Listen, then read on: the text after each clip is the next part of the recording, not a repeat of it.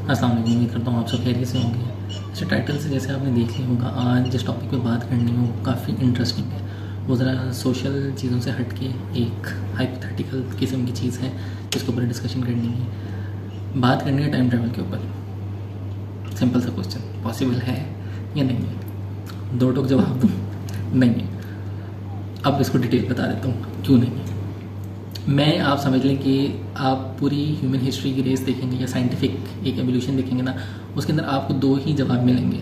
कुछ कहते हैं पॉसिबल है थ्योरेटिकली, और कुछ कहते हैं बिल्कुल ही इम्पॉसिबल है। मैं उनके साथ हूँ जो कहते हैं बिल्कुल ही इम्पॉसिबल है, क्योंकि जो इम्पॉसिबल कहते हैं ना, उनके पास कुछ ना कुछ वैलिड बातें हैं, कोई ना कोई ये समझ लें प्रूफ्स हैं या रेफरेंसेस हैं। और जो कहते हैं ना कि नहीं पॉसिबल है, वो सारी खामख्याली हैं, हाइपोथेटिकल सिचुएशंस हैं, थ्योरेटिकल बातें हैं, कुछ भी प्रूफ नहीं है, ना मैथमेटिकली ना ही प्रैक्टिकली, किसी तरह भी यानी कि वो चीज़ पॉसिबल नहीं है। तो वो एक आप समझ लें खामख्याली लड़ाने वाली बात है। वही ना, इंसान के अंदर की बिल्ट इन डिज़ायर है ना, वो पाबंदियों से हट के रहना चाहता है। तो ये समझ लेंगे उनकी उस पाबंदियों से हट के रहने वाली जो क्यूरियोसिटी है ना, उसके नतीजे में ये सारे रिजल्ट निकले कि जी टाइम ट्रेवल पॉसिबल है, आप फ्यूचर में जा सकते हो, पास में जा सकते हो। अच्छा, अब इसको ना ब्रेक डाउन कर लेते हैं। ब्रेक डाउन करने के लिए मैं आपको बेसिकली ना कुछ थ्योरीज बताता हूँ जो बहुत ज़्यादा मशहूर है, जो आप समझ लें जिनकी बेस के ऊपर टाइम ट्रैवल की बुनियाद रखी गई है। फर्स्ट ऑफ ऑल, सबसे मशहूर थ्योरी आइंस्टाइन की, टाइम डायलेशन की। उसने कहा टाइम रिलेटिव है, किसी जगह तेज़ होगा, किसी जगह स्लो होगा, डिपेंड करता है ग्रेविटेशनल फोर्स के ऊपर कि कितनी ज़्यादा ग्रेविटेशनल पुल लग रहा है उस जगह पे, तो उतना ज़्यादा आप समझ लें टाइम डायलेट होता रहेगा, और जितना कम लग रहा होगा उतना फास्ट टाइम चलता रहेगा। तो ये उसने एक थ्योरी दी थी। ये टाइम ट्रैवल से रिलेटिंग थ्योरी नहीं है, लेकिन ये टाइम डायलेशन से रिलेटिंग थ्योरी है।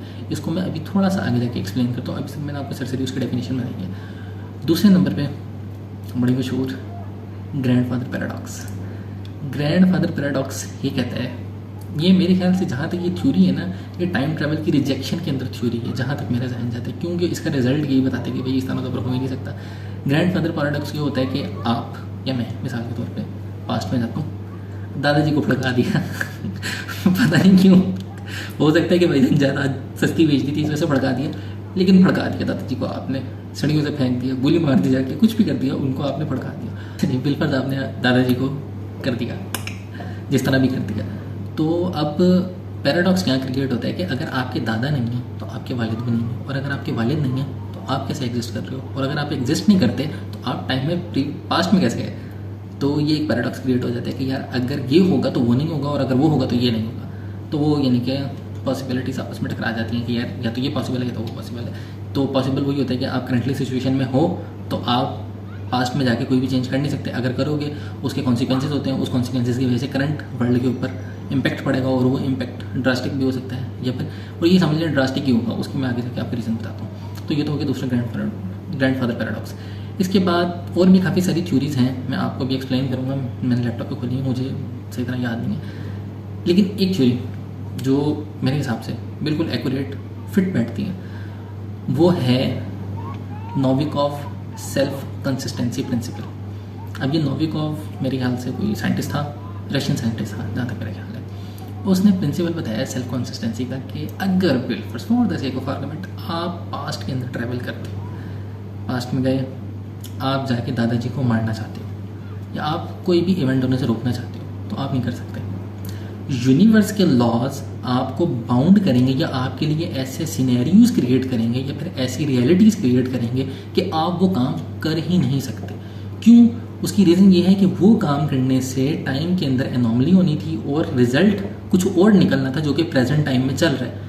तो उस रिजल्ट को ख़राब ना होने देने की वजह से यूनिवर्स आपके लिए, अब ये आप यूनिवर्स समझ लें कि जितनी भी चीज़ें अलाइन होती हैं किसी न किसी काम को सर अंजाम देने के लिए, वो सारी चीज़ें आपको फोर्स करेंगी वो काम ना करने से। आप जितनी मर्जी जद्दोजहद करें, आप जो मर्जी कर लें, ये समझ लें कि डेस्टिन्ड है कि आप उस चीज़ को पास्ट में जाके चेंज नहीं कर सकते। आप बिल्कुल आप पास्ट में चले जाते हैं, लेकिन आप कोई तब्दीली नहीं कर सकते। हाँ, आप एक्सप्लोर कर सकते हैं, एज अ एक्सप्लोरर आप पास्ट में जाके विजिट कर सकते हैं। अच्छा, ये हो रहा है, ठीक है, देख लिया, लेकिन आप उसके अंदर तब्दीली नहीं कर सकते। ये सारी बातें हो रही हैं फिजिकल अभी आपने, क्योंकि हम फिजिक्स से रिलेटेड बातें कर रहे हैं। तो ये नोविकोव का प्रिंसिपल है, और इससे मैं बिल्कुल एग्री करता हूँ कि अगर for the sake of argument यार आपने लगा ली मत, आपने सब कुछ कर लिया, आप चले गए पास्ट में, तो भाई आपके पास इतनी कैपेबिलिटी नहीं है। और अगर बिलफर्ज आप कह रहे हैं मैंने किया, सर जो आपने किया है ना वो यूनिवर्स में डिज़ाइन था तब आपने किया, अगर वो डिज़ाइन ना होता आप कर ही ना सकते, वो पॉसिबिलिटी ही नहीं थी। तो वो पॉसिबिलिटी यूनिवर्स के अंदर ऑलरेडी एग्जिस्ट करती थी, आपके वो करने के बाद ही यूनिवर्स उस प्रेजेंट सिचुएशन के अंदर है। अगर आप वो ना करते तो वो शायद सिचुएशन ना होती। तो आप जो गए भी होना वो ऑलरेडी आप समझ लें डेस्टिनेड था।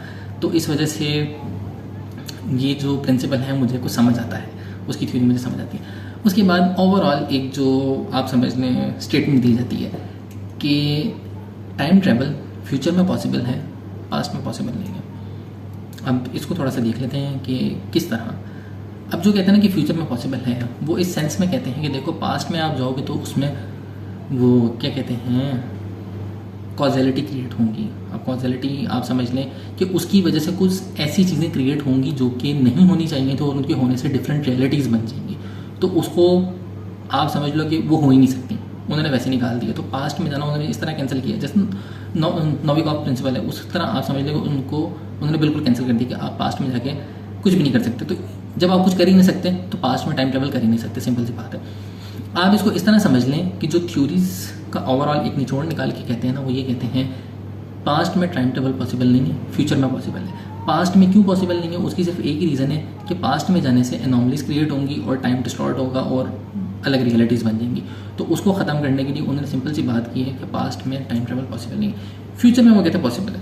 अब जो फ्यूचर में टाइम ट्रेवल की पॉसिबिलिटी की दलील देते हैं ना, वो मेरे नज़दीक अगर उसको आम अल्फाज में मैं आपको समझाना चाहूँ वो ये है, फ्यूचर में टाइम ट्रेवल पॉसिबल नहीं है। हाँ, आप रिलेटिवली फास्ट ट्रैवल करना चाहते हैं, आप टाइम ट्रैवल नहीं कर रहे हैं, आप फास्ट ट्रैवल कर रहे हैं। फॉर एग्जाम्पल आप कहते हैं मैंने आज से 1000 साल आगे जाना है, तो आप टाइम में ट्रैवल नहीं कर रहे, आप सिर्फ तेज़ जा रहे हैं बनिस्बत उनके जो नॉर्मली जा रहे हैं। तो अगर आप मिसाल ले लें इसकी, मैं हूँ पैदल जा रहा हूँ किसी भी जगह, कोई भी लोकेशन ले लें, मुल्तान से लाहौर जा रहा हूँ, एक बंदा है वो हैवी बाइक के ऊपर या फिर आप समझ लें फाइटर जेट के ऊपर मुल्तान से लाहौर जा रहा है, उसको आधा पौना घंटा लगता है, मुझे पैदल जाने में कोई तकरीबन 4-5 दिन लग जाते हैं। दोनों की डेस्टिनेशन सेम है, दोनों गए एक ही रास्ते से हैं। अब देखा जाए दूर बैठ के पिक्चर में तो भाई उसने तो टाइम ट्रैवल कर लिया, वो तो आधे घंटे में उस जगह पहुंच गए और मुझे पहुंचने में 5 दिन लग रहे हैं, तो वो तो फ्यूचर में ऑलरेडी पहुंच चुका है। असल में वो फ्यूचर में नहीं पहुंचा, वो सिर्फ और सिर्फ फास्ट ट्रैवल करके वहाँ पहुंचा है। मैं भी पहुंचूंगा। हाँ, अब ये है कि मेरे पहुंचने तक कुछ चीज़ें मिस हो जाएंगी जो चीज़ें मैं देख नहीं सकता, तो वो आप समझ लें मेरी रियलिटी के अंदर नहीं थी, वो उसकी रियलिटी के अंदर थी। इसी तरह आप अब इसको लेके आए कि इसकी लिमिट क्या है, उसको लिमिट करते हैं ना कि यार मिसाल के तौर पे आप इतना तेज़ चले जाओ, इतना तेज़ चले जाओ, इतना तेज़ चले जाओ। आइंस्टाइन ने इसकी सिंपल सी थ्योरी दी थी कि कोई भी चीज़ जो मास रखती है वो स्पीड ऑफ लाइट को रीच नहीं कर सकती, इवन कि closest of speed of light भी नहीं जा सकती। अगर सिंपल सी मैं आपको बात करूँ, अगर यार ठीक है थ्योरेटिकली बात भी कर लें, स्पीड ऑफ लाइट तक रीच कर सकती है, उससे आगे नहीं जा सकती, क्योंकि जब आप स्पीड ऑफ लाइट पे पहुंचोगे तो आपको फोटॉन्स के अंदर चेंज होना पड़ेगा या आपको पार्टिकल्स आपके ख़त्म हो जाएंगे, तो फिर आप एग्जिस्ट ही नहीं करोगे। अब इसको मिसाल से भी समझ लें, कोई भी ऐसी बॉडी, कोई भी ऐसी मटीरियलिस्टिक या कोई भी ऐसी मास रखने वाली बॉडी एग्जिस्ट नहीं करती कि जिसके ऊपर लाइट स्पीड का प्रेशर लगाया जाए। ठीक है, जितनी स्पीड से लाइट जाती है जब वो क्रॉस करेगी, जाहिर सी बात है उसके अगेंस्ट फोर्स लग रही होगी, वो जो फोर्स उसके ऊपर अप्लाई होगी, कोई भी ऐसा मटेरियल एग्जिस्ट नहीं करता जो उस फोर्स को बर्दाश्त कर सके। वो जाहिर सी बात है पार्टिकल्स के अंदर डिवाइड हो जाएगा, फट जाएगा, जो भी जगह एक्सप्रेसी खत्म हो जाएगा। तो ये तो रियलिटी है कि टाइम ट्रैवल एक लिमिट तक पॉसिबल है। अब क्या लिमिट है, आप फाइटर जेट्स की देख लें या फिर आप स्पेस शटल्स को देख लें कि जी कितने हज़ार किलोमीटर तक स्पीड वो जाती है उनकी। मिसाल के तौर पे 10 मार्क 11 मार्क, जो मार्क्स यानी कि 1100-1200 किलोमीटर, इसको आप 10 मार्क कर लें तो 11-12 हज़ार किलोमीटर की स्पीड से यानी कि आप तेज़ जा सकते हैं। अब इसको आप चलें समझ लें जी सुपरसोनिक, हाइपरसोनिक, जो भी आपने लगानी है स्पीड लगा लें, इनमें एक लिमिट है, उसको आप क्रॉस नहीं कर सकते और वो बहुत माइनर सी लिमिट है। तो वो आप रिलेटिवली तो समझ लें कि हाँ जी मैं थोड़ा सा तेज़ जा रहा हूँ बस आपसे। टाइम ट्रैवल आप नहीं कर रहे भाई जान, आप ट्रैवल फास्ट कर रहे हैं, आप टाइम ट्रैवल नहीं कर रहे। तो ये जो टाइम ट्रैवल की फ्यूचर में भी थ्योरी है ना, वो भी आप समझ लें कि बिल्कुल ही फोकी बात है। किस तरह कि आप फ्यूचर में भी अगर जा रहे हैं ना तो सिर्फ आप तेज़ जा रहे हैं, आप एक्चुअली फ्यूचर के अंदर ट्रैवल नहीं कर रहे। तो ये एक होगी थोड़ी सी कॉन्सेप्ट वाली बात कि टाइम ट्रैवल की थ्योरीज क्या है। अब मैं आपको थोड़ा सा बता देता हूँ कि वो थ्योरीज हैं कौन कौन सी, ज़रा उसको पढ़ लेते हैं ताकि हमें थोड़ा सा ना एक ओवरव्यू मिल जाए। जैसे कि थ्योरीज में आपको बता देता हूँ कुछ जो हैं टाइम ट्रैवल से रिलेटिंग। सबसे पहले मैंने आपको बताया टाइम डायलेशन वाली। टाइम ट्रैवल तो नहीं है, मैंने आपको एक्सप्लेन किया है किस तरह के, बस आप थोड़ा सा तेज़ जा रहे हो और कुछ भी नहीं है। आपको लग रहा है कि आप ट्रैवल कर रहे हो लेकिन आप सिर्फ तेज़ जा रहे हो और कुछ भी नहीं है। दूसरे नंबर पर वॉर्म होल्स की थ्योरी है। वॉर्म होल्स ये होते हैं कि एक स्फीयर या एक दरवाज़ा है जिसमें आप इंटर होगे तो वो दरवाज़ा किसी और ही जहान में जाके खुलेगा। तो ये भी एक थ्योरी है, रियलिटी बेस नहीं है। नोविकोव सेल्फ कंसिस्टेंसी प्रिंसिपल मैंने आपको बता दिया है। Many world theory, many world theory आप ये देखें कि वो कहते हैं मिसाल के तौर पे ग्रैंडफादर पैराडॉक्स वाली बात ये है कि अगर आपने जाके दादाजी को फड़का दिया, अब यूनिवर्स में तो ये पॉसिबल नहीं था क्योंकि अगर वो फड़का दिया तो आप एग्जिस्ट नहीं करते, लेकिन वो कहते हैं वो जो आपने फड़काया है ना उसकी वजह से एक नया यूनिवर्स क्रिएट हो गया। उसके अंदर अब आपके दादाजी नहीं है, आपके अब्बा भी नहीं है और आप भी नहीं हो, लेकिन जो असल वाले आप हो उसके दादाजी एग्जिस्ट करते हैं आपके यूनिवर्स के अंदर क्योंकि वो ऑलरेडी आपके पास्ट में हो चुके हैं। अब जो आपने पास्ट में जाके मारा था वो अपने किसी और हम शक्ल नहीं कहूँगा, आपकी किसी और रियलिटी के दादा को आपने भड़का दिया है माजरत के साथ। अब उससे जाके माजरत करें, या आपने अगर समझना है तो फ्लैश देख लो, उन्होंने टूटा फूटा समझाने की कोशिश की है इसको ना। फ्लैश सीरीज डीसी की जो है ना, फ्लैश दी फ्लैश, वो जो बहुत तेज़ भागता है, उसके अंदर उन्होंने ये कॉन्सेप्ट समझाया कि किस तरह होता है। उसके बाद ग्रैंडफादर पैराडॉक्स है, वो मैंने आपको समझा दिया है। बूटस्ट्रैप पैराडॉक्स, बूटस्ट्रैप पैराडॉक्स ये है कि अगर मिसाल के तौर पे आप कोई भी ऑब्जेक्ट, ये लैपटॉप है, ये मैं लेके पास्ट में चला जाता हूँ और वहाँ जाके इसको री इंजीनियर करता हूँ और लोगों को बताता हूँ इस तरह बनता है, तो वो पास्ट में इसको क्रिएट करेंगे और प्रेजेंट में ये चीज़। अब वो सवाल खड़ा हो जाता है कि ये सबसे पहले बनाया किसने था? बना तो ये अभी फ्यूचर में मिसाल के तौर पे यहाँ पे, लेकिन मैं इसको पास्ट में ले गया, पास्ट में जाकर उन्होंने री इंजीनियर किया और इसको दोबारा से क्रिएट कर लिया। अब वो पास्ट से दोबारा फ्यूचर में आ गया, तो पास्ट वाला सबसे पहले वाली चीज़ थी, ये जो फ्यूचर में बना वो सबसे पहले चीज़ थी। तो ये पैराडॉक्स क्रिएट होता है। मिसाल के तौर पर एक बुक है, वो बुक मैंने आज लिखी बैठ के, मैं उसको पास्ट में ले गया और जाके अपने 10 साल पुराने वर्जन को दी थी कि जी ये लो बुक, इसको पढ़ो। वो उसको पढ़ता है और उसी तरह की फिर एक बुक लिख देता है या वही बुक लिख देता है और वो फ्यूचर में आके वो दोबारा बुक बन जाती है। अब उसका असल वर्जन कौन सा है? जो फ्यूचर में लिखा गया था वो असल है या जो पास्ट में लिखा गया था वो असल है? क्योंकि अगर आप देखो पहले तो वो लिखी गई है पास्ट में, लेकिन लिखी तो पहले ही गई थी यहाँ में। तो ये पैराडॉक्स है, इसको आप नहीं समझ सकते। मदद के साथ ये भी हाइपोथेटिकल बात है। अच्छा जी, क्रोनोलॉजिकली प्रोटेक्शन, ये क्या है? कंजक्चर, जो भी है। अच्छा, Hawking's idea that the law of physics prevent backward time travel to protect causality. आप ये समझ लें कि वही सिंपल सी बात होगी नोविकोव प्रिंसिपल वाले की कि आप पास्ट में जाके चेंज कर ही नहीं सकते। अगर करोगे उसकी वजह से डिस्टर्बेंस क्रिएट होगी जो कि यूनिवर्स अलाउ नहीं करेगा। तो यही बात उसने कर दी है हॉकिंग्स ने कि आप पास्ट में जाकर टाइम ट्रैवल नहीं कर सकते क्योंकि उसकी वजह से डिस्टर्बेंस क्रिएट होगी। तो ऑल इन ऑल सिंपल सी उन्होंने एक बात बताइए, future time travel is real in physics. मैंने आपको बताया वो टाइम ट्रैवल नहीं है, फास्टर ट्रैवल है सिर्फ। Past time travel is theoretical and probably impossible. अब आपको समझ आइए कि मैं क्यों कह रहा हूँ कि मैं उस गैंग के साथ हूँ जो कहता है कि यार वाकई ये इम्पॉसिबल है। अच्छा, आगे आ जाते हैं। अब चलिए अब थोड़ा सा टॉपिक चेंज कर लेते हैं।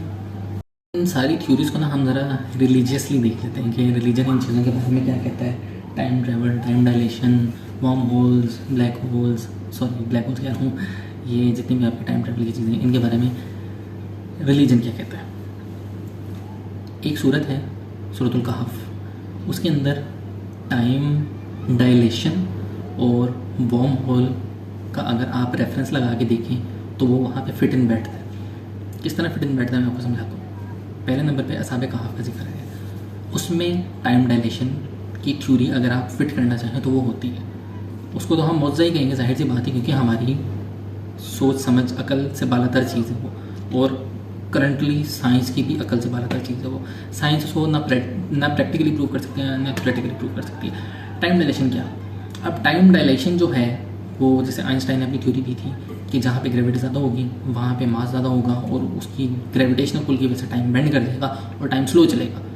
तो जो असहाबे कहफ वाले वाक़े के अंदर हम सिचुएशन देखते हैं वहाँ पे सिमिलर सिचुएशन कंसिडर की जा सकती है कि उनकी जो गार थी उसकी आप समझ लें ग्रेविटेशनल पुल बहुत ज़्यादा बढ़ गया था, जिसकी वजह से वहाँ पे उनका एक दिन 300 या 309 साल के बराबर हो गया था उस एक स्पेसिफिक स्पेस का।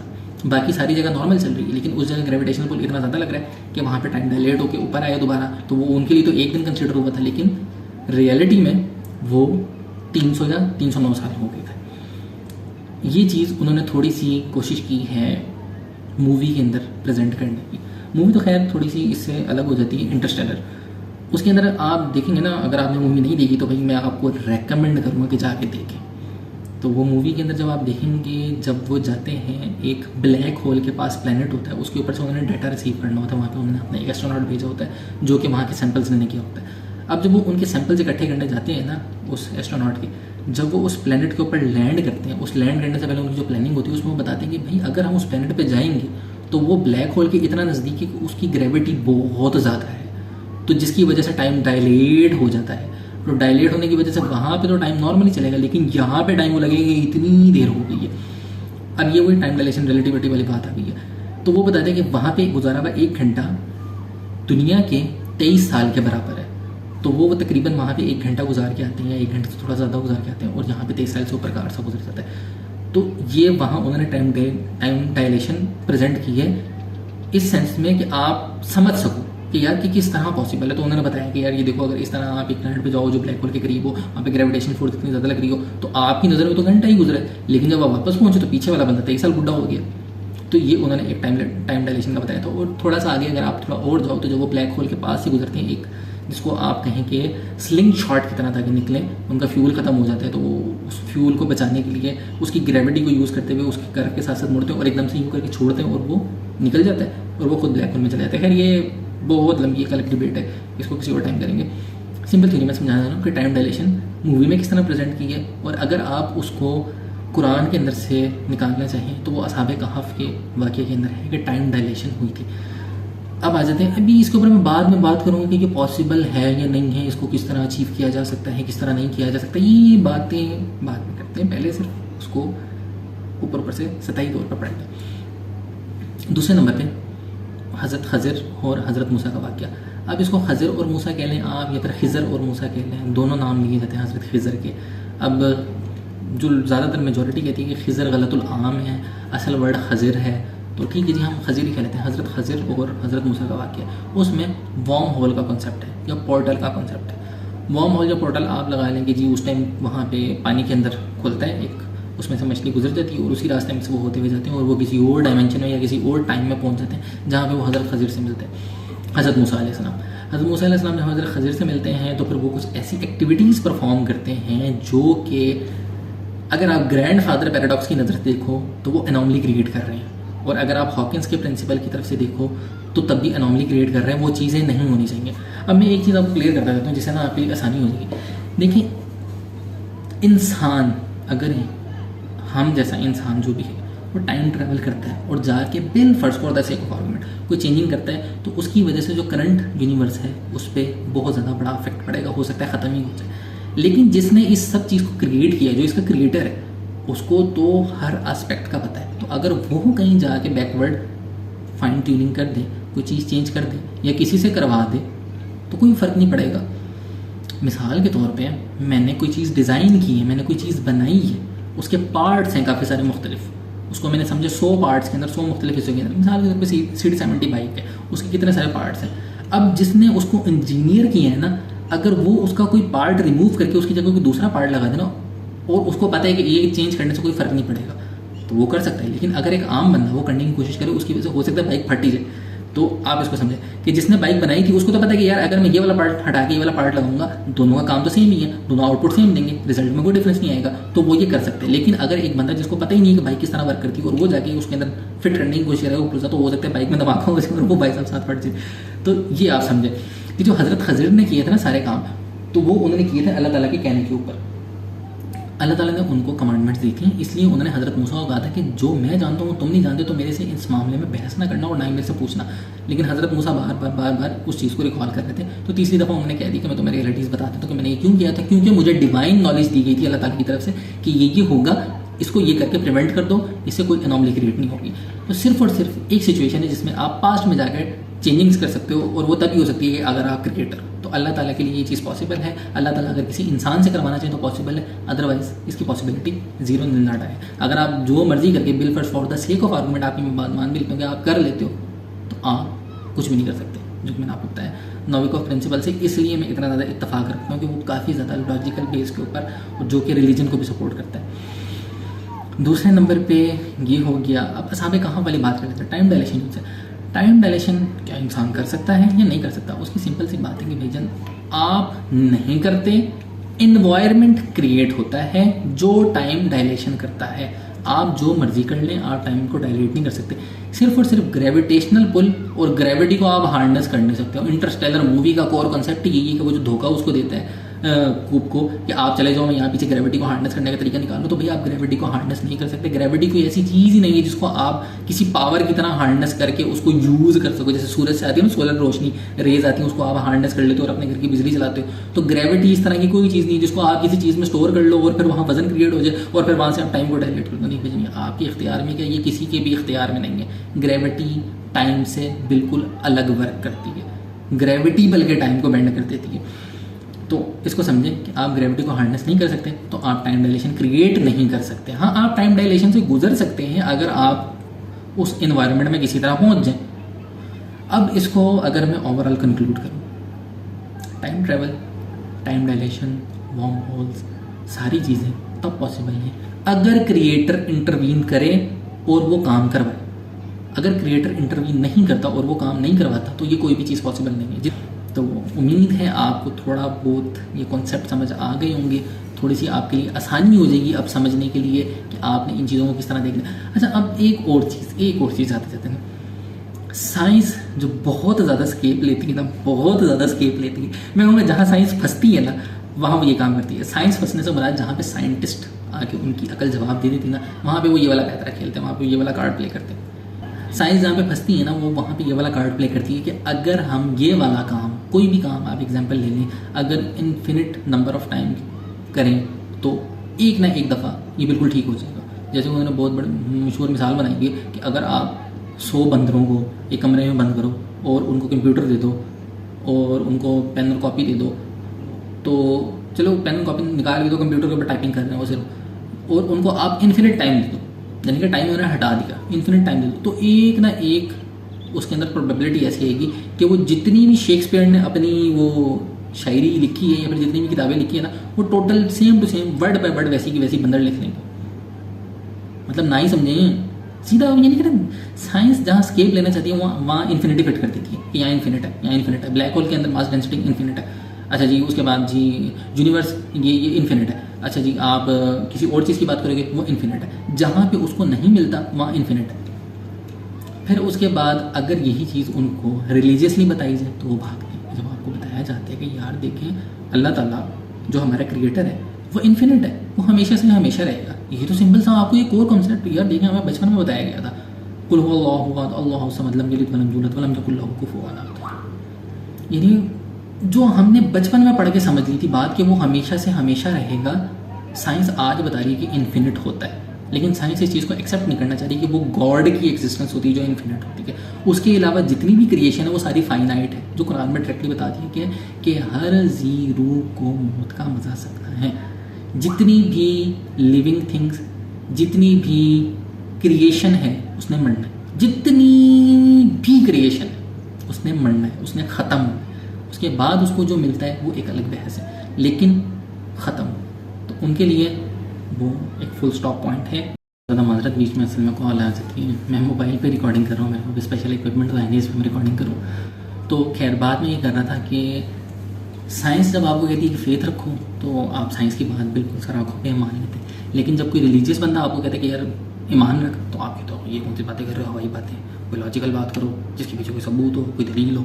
भाई जब साइंस आपको क्वांटम एंटेंगलमेंट में आके फेथ रखने को कहती है, जब उससे आप सेल के ऊपर बात करते हो, सिंगुलर सेल के ऊपर बात करते हो, उसके ओरिजिन की बात करते हो, तो वो कहते हैं यहाँ फेथ रखो कि बस आप मान लें कि पहला सेल आ गया था। कहाँ से? नहीं ये ना पूछें आप, बस मैं कह रहा हूँ ना मेरे पे भरोसा रख दो यार हुआ था। अच्छा भाई ठीक है, फेथ रख लिया, मान लिया आपकी बात।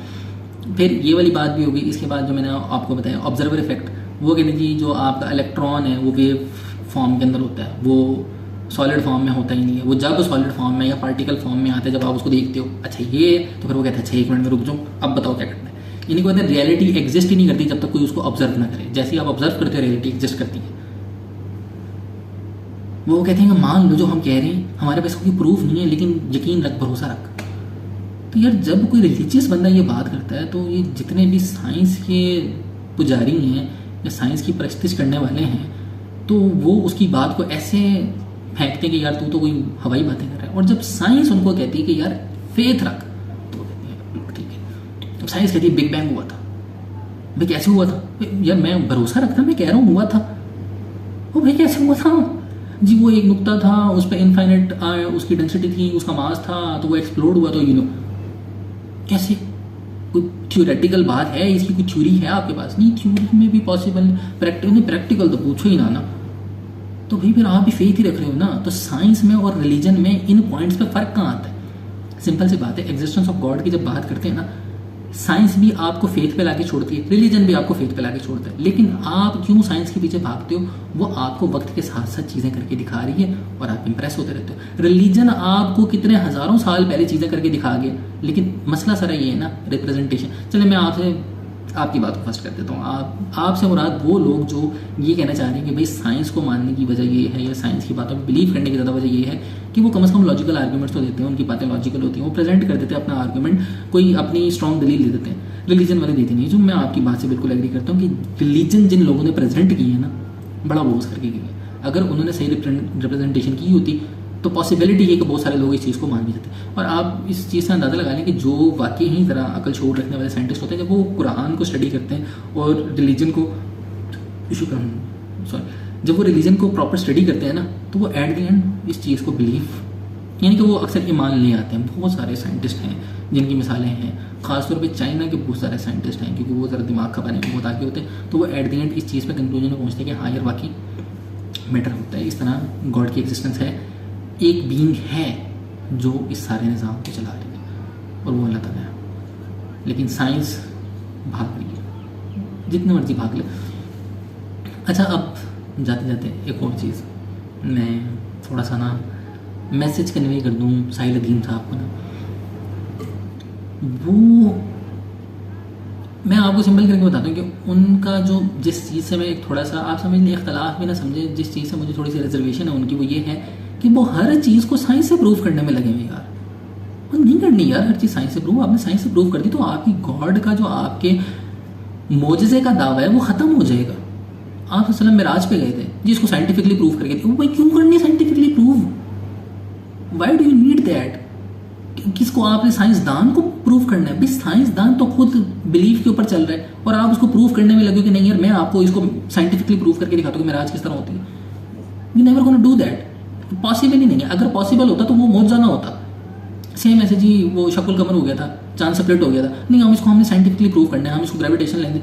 यार for the sake of argument gravitation lensing भी हुई थी, फिजिकल फिनोमिना ऑफ नेचर से तो हट के है ना। साइंस उसको रिक्रिएट नहीं कर सकती, सिंपल सी जो बात है। आप जो मर्जी कर लें, साइंस उसको रिक्रिएट नहीं कर सकती। अगर रिक्रिएट कर सकती है तो वो मौजज़ा नहीं। शकुल कमर की मिसाल है, ये है असाबुल कहाफ की मिसाल है जी। अब टाइम, भाई आप टाइम डायलेशन खुद क्रिएट नहीं कर सकते। वो जो इन्वायरमेंट उसको रिक्वायर्ड है वो आप नहीं बना सकते। उसके लिए वो इन्वायरमेंट अगर प्रेजेंट हो जाएगा आप टाइम डायलेशन कर लोगे जी। वॉर्म होल पोर्टल आप नहीं बना सकते, ठीक है। आप डॉक्टर स्ट्रेंज का नंबर लें, उनसे रब्ता करें, उनसे पूछो उन्होंने कैसे बनाया था। और मार्वल ने भी एक समझ लें किसी रिलीजियस टेक्स्ट में से वो चीज़ उठाई और उसको करके प्रेजेंट कर दी कि देखिए इस तरह पोर्टल बन जाता है। तो उनसे जो लोग इंप्रेस हुए ना, सिर्फ इस हद तक हुए कि उन्होंने प्रेजेंट कर दी है। अगर आप भी कोई मूवी बना के इस चीज़ की प्रेजेंट कर देते तो आपसे इंप्रेस हो जाते। उनको पीछे कॉज उनके पास भी नहीं है, उनको भी नहीं पता कि ये चीज़ पॉसिबल किस तरह है, उसके जो जिसे कहते हैं वेरिएबल्स उनके पास भी नहीं है कि यार ये किस तरह होंगी। सारी हवाई बातें, थ्योरेटिकल भी पॉसिबल नहीं है, प्रैक्टिकल भी पॉसिबल नहीं है। तो हर चीज़ को साइंटिफिकली प्रूफ ना करें। हाँ ठीक है, आपने उसको बाय रिसर्च करनी है, इसलिए करें कि आपका ईमान बढ़ेगा। लेकिन अगर आप उसको साइंस से रिलेट करते रहेंगे तो नहीं बनेगा काम। तो उम्मीद है इसमें समझ आ गई होगी बहुत सारी चीज़ें। अगर नहीं है तो इसको सीरीज़ के अंदर आप समझ लेंगे, चला लेंगे, ताकि ना ज़रा आसान हो जाए। इनके टाइम ट्रैवल की सीरीज़ बना लेंगे, क्योंकि ये कोई इतनी छोटी सी तो बात है नहीं। मैंने भी आपको बताया तो खाली इंटरस्टेलर मूवी ऐसी है जिसके ऊपर आप घंटों डिस्कशन करें। हमने घंटों डिस्कशन की है। मेरे कुछ दोस्त हैं ऐसे जो कि इस तरह के टॉपिक्स में बहुत ज़्यादा इंटरेस्टेड है। हालांकि उनको और किसी चीज़ से लेना देना नहीं होता, लेकिन वो कहते हैं भाई इसके ऊपर बातें करो, जाहिर सी बात है मज़ा आ रहा होता है। तो वो इसके अंदर खूब जाते हैं। हम पता नहीं 5-6 घंटे की हमने डिबेट्स के ऊपर मल्टीपल टाइम्स की हैं। मूवीज़ आप लगा लें, कुछ सीरीज़ इस तरह की हैं जिसके अंदर डार्क है, जैसे उसमें आपको टाइम ट्रेवल दिखाया है। पास्ट फ्यूचर प्रेजेंट, और बिल्कुल ही आपका दिमाग वो पैराडॉक्स वाली सिचुएशन होती है जिसमें आपका दिमाग पजल हो जाता है कि ये क्या हो रहा है, अगर ये पॉसिबल है तो ये पॉसिबल नहीं, ये पॉसिबल नहीं है तो वो पॉसिबल नहीं है, तो इस तरह की सिचुएशन बन जाती हैं। बाकी देखेंगे कुरान की काफ़ी सारी आयतें भी हैं जिसके अंदर टाइम ट्रैवल, टाइम डायलेशन या फिर इस तरह की चीज़ें हैं, काफ़ी सारी अहादीस भी हैं इससे रिलेटेड जिसके अंदर ये बहुत डिटेल बताया गया। लेकिन मसला सारा इतना सा है कि आप उसको रिक्रिएट नहीं कर सकते, तो उस पर जद्दोजहद करने की कोशिश नहीं है। आप उसको इल्म के तौर पे लें, उसको ऑब्जर्व करें, उसको समझें कि उसमें मकसद क्या था बताने का। उसका एक वो होगा ना, क्या कहते हैं, किसी कोई भी मैसेज कन्वे करने के पीछे एक पर्पज़ होता है, उस पर्पज़ को समझेंगे यार इस वजह से कन्वे किया गया था, तो आप वो पर्पज़ लें। आप उसको पकड़ के नहीं अच्छा कि ऐसे अच्छा वो क्यों किया था, इससे नहीं होता भाई, इससे कुछ नहीं निकलेगा। ये पानी में मधानी मारने वाली बात है। आप जितना मर्जी सर खपाएं, आप किसी साइंटिस्ट के पास चले जाए, चलें ठीक है जी, वो भी सर खपा रही है इतने सालों से, आप भी सर खपाएं उनके साथ बैठ के। रिजल्ट ओरिएंटेड नहीं है ये चीज़ें, सिंपल सी बात। तो उम्मीद है अच्छा लगा होगा, नहीं लगा तो आपकी मर्जी। बाकी दुआ में याद रखिएगा। अल्लाह हाफ़िज़। और बीच में जो इतनी सारी डिस्टर्बेंस क्रिएट हुई है या फिर इतना ऑकवर्ड सिचुएशन के अंदर, मुझे नहीं पता कैमरा एंगल ठीक है नहीं है। मैं आपको फिर बता रहा हूँ, मैं मोबाइल के ऊपर रिकॉर्डिंग करता हूँ, मुझे नहीं नज़र आ रहा होता कि क्या है, क्योंकि बैक कैमरा से करनी पड़ती है। फ्रंट कैमरे से वो क्वालिटी नहीं आती, बैक कैमरे से चलो कम से कम 4K रिकॉर्डिंग हो जाती है। और इसलिए 4K करनी पड़ती है, अपलोडिंग के अंदर जो कंप्रेशन आती है उससे क्वालिटी डाउन ना हो जाए। तो बाकी अगर कोई चीज़ इसमें आपको इख्तलाफ वाली लगी तो बताएं ज़रूर, इख्तलाफ रखें। और किसी चीज़ से आप इत्तफाक रखते हैं तो ज़बरदस्त, और अगर नहीं भी रखते तो भी ज़बरदस्त, और अगर सुनेंगे तो बहुत ज़बरदस्त, और अगर नहीं सुनी तब भी ज़बरदस्त। ठीक है जी, अल्लाह हाफ़िज़।